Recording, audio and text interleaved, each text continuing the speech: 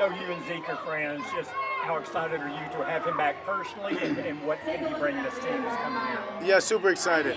Just obviously knowing our history, my experience with him as a brother, but in this case as a teammate, understanding what he brings to the team, just the locker room alone, the culture that he sets. A guy that does everything the right way, from the locker room to the field. He's a great guy that with us having a young team, bring guys in, people can follow and watch. Excited for him to be back. Know the threat that he's going to provide. Big time playmaker, and obviously I'm excited. Can you elaborate on what about who he is and what about what he does that makes him so meaningful in the locker room? Yeah, he's a real guy. He's honest. What you see is what you get. As I said, he can have fun when it's time, but when it's time to be serious and lock in, there's nobody better than him. So, I mean, just to be able to bring the fun to the locker room, but in the same sense, you see that and be able to separate that the moment he walks onto the field, to see his focus, to see his intensity, to see the way that he practiced. As I said, every young guy should follow the way that he goes about his business on the field, and it's going to be huge for this team. Obviously, you guys you and Zeke have had a great relationship all the way, up to you guys to this point. What was the conversation like, first conversation like, when everything came together in his reunion with Dallas?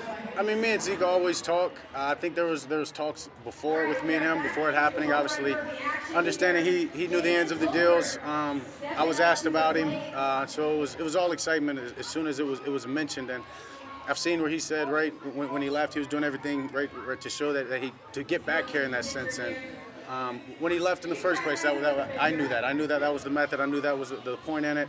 Nobody supported him more when he was when he was up north. So just to have him back, I'm excited.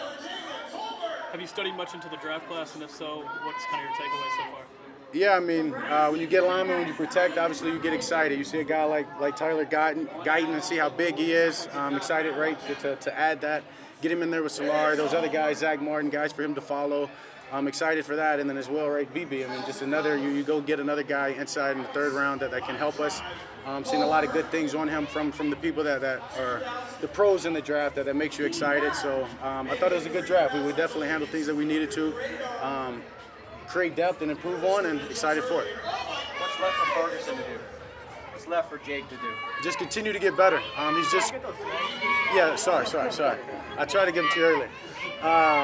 Just continue to get better. Obviously you see the jump he made from year one to year two, and he's improved his intensity and his preparation just in this offseason, the way he's treated his body, the way that he's been communicating with me throughout the offseason, whether it's catching, throwing. He's a big-time playmaker for this team, for this offense, and as long as he continues to get better, the sky's the limit for his potential and what he can do for this team. What's your faith in the running back room? When's each return and the other guys that are here? A lot of faith. Yeah, a lot of faith. I mean, obviously you add a guy like Zeke to a room that has a lot of depth in that sense. Guys who have played, got some playing time. Obviously it's a younger group through experience, but I think that's the benefit of adding a guy like Zeke, what he can bring to that, what he can just give those guys for their career and the way that they can approach it, that's going to speed that process up for them, that makes them that much better and quicker getting on the field to help the team. It's a team that had 12 wins. Offense was a big part of that. Obviously, you were an MVP front runner, CeeDee Lamb setting records. And this was all in Mike McCarthy's first year back as a play caller. What's the next level for this offense? Continue to get better. You just said it. I mean, we scratched the surface in that sense of this was our first year with Mike, him calling the show. I talked a lot about the PCP all year long, and just the way that's continued to improve, and the way that we're able to jump into this year with all the great things we had last year and take it into more of game planning earlier, I guess you can say, in the offseason for things that may come during the season that's just only going to prepare us in the details, and us not making adjustments late that we can make earlier, and just another year is going to be special. Since we're kind of obligated to ask you this every time we see you, any movement on your extension at this point? Not necessarily. Obviously, still conversations. Aware of what Jerry said, and everything he said is dead on. Communication has been back and forth, but yeah.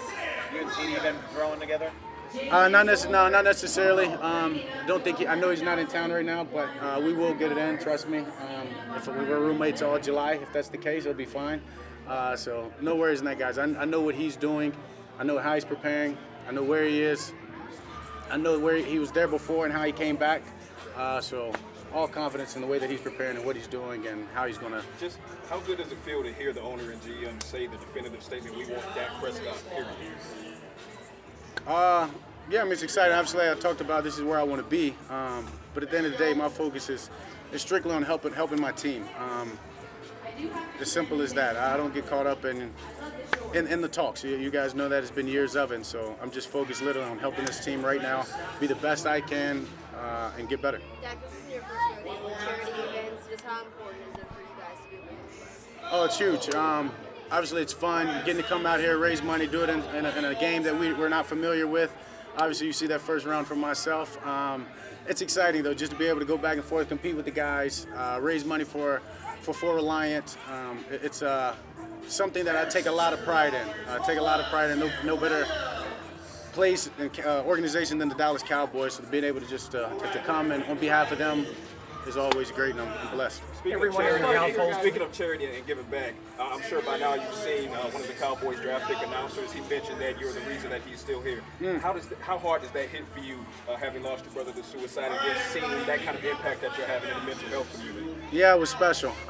It was super special. That was one of those moments that it hit you. You know what I mean? Everything hit you. I didn't see it live. I get the message. I actually think it came from my brother Tad, and so to get it from him, and he say, "Look at the impact that you have."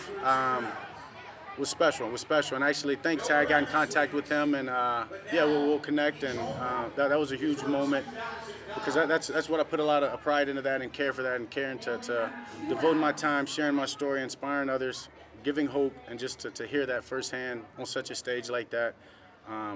Yeah, it was special. All right, thank you, Dak. Thanks, Thank you, guys.